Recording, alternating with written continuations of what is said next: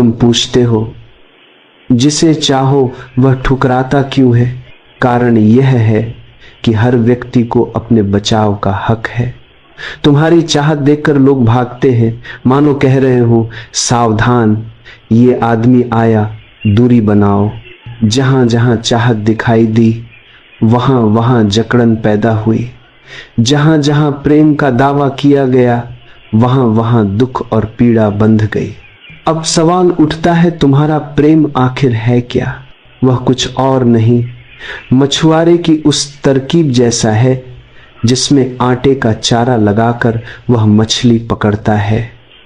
मछली समझती है कि उसे भोजन मिल रहा है, लेकिन असल मकसद उसका फंसना है। आटा तो बहाना है, असल चीज तो कांटा है। फिर तुम बार बार पूछते हो जिसे चाहो वह ठुकराता क्यों है? इसलिए कि तुम्हारी चाहत में भी कांटा छिपा है। तुम सोचते हो यह तो केवल आटा है, पर जिसने चाहा गया उसका जीवन दुखी हुआ, और जिसे चाहने वाला मिला उसका जीवन भी चैन से नहीं रहा। प्रेम के नाम पर जो खेल चलता है उसमें फूल कभी कभार ही खिलते हैं, अधिकतर जगह कांटे ही उगते हैं। अगर सैकड़ों बार चाहत होती है तो शायद एक बार कुछ खुशी मिल जाए, लेकिन बाकी मौकों पर घाव ही बनते हैं। तुम्हारी चाहत निर्मल नहीं है, इसलिए लोग उससे बचना चाहते हैं। यह मत मानो कि दूसरे गलत हैं।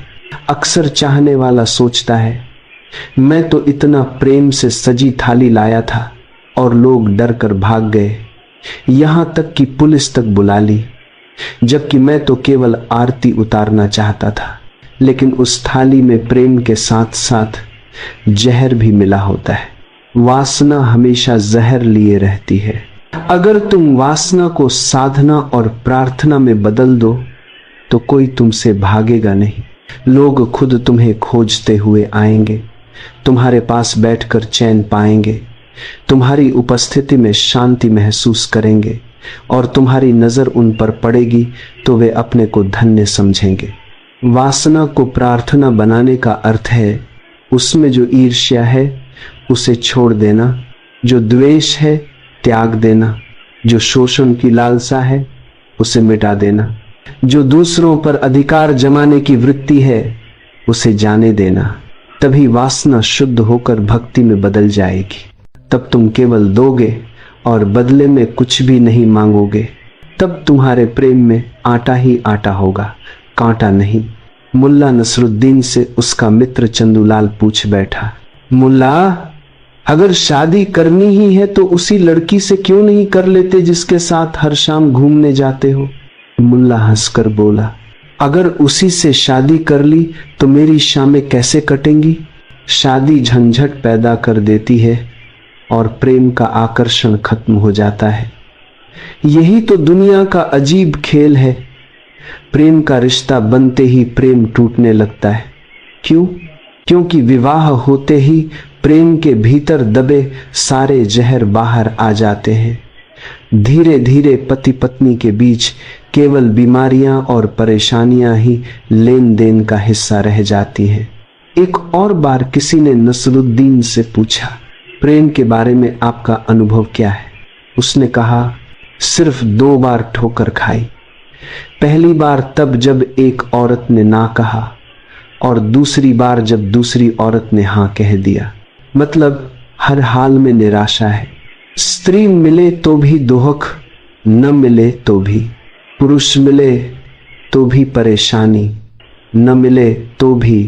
एक और मौके पर किसी ने उससे पूछा, तुमने उस औरत से शादी क्यों कर ली?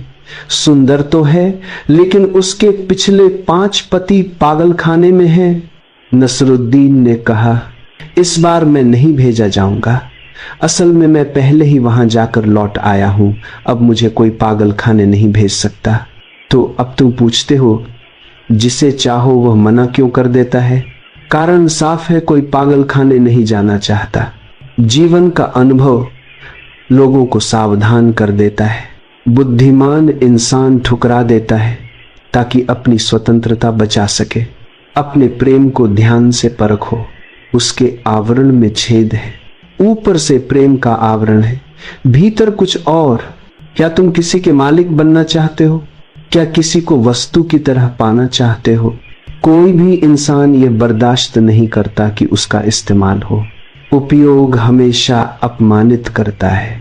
कोई नहीं चाहता कि उस पर किसी का हक हो, क्योंकि मालिक बनते ही आत्मा खो जाती है। कोई भी परतंत्रता स्वीकार नहीं करता। सभी लोग प्रेम चाहते हैं, लेकिन गुलामी कोई नहीं चाहता। और तुम्हारे प्रेम में गुलामी छिपी है, इसीलिए लोग भयभीत होते हैं। अपने प्रेम को शुद्ध करो, इसे साधना बना लो। दोगे लेकिन बदले में कुछ मत मांगो। धन्यवाद की भी प्रतीक्षा मत करो, दोगे क्योंकि तुम्हारे पास देने को है। ध्यान रखो, मांगने वालों को कुछ नहीं मिलता। सच्चा धन उन्हीं को मिलता है जो सम्राट की तरह बांटते हैं, भिखारियों को नहीं। एक बार प्रयोग करके देखो। प्रेम करो और दान दो, पर मांगना छोड़ दो। नेकी करो और भूल जाओ, पीछे मुड़कर मत देखो। आभार की उम्मीद मत करो, फिर तुम देखोगे लोग तुम्हारे पास खींचे चले आएंगे। तुम्हारे प्रेम को पाने के लिए आतुर होंगे। तुम्हारी मौजूदगी से खुद को धनी महसूस करेंगे। लेकिन अभी जब भी तुम हाथ बढ़ाते हो, उन्हें तुम्हारे हाथों में रस्सी का फंदा नजर आता है।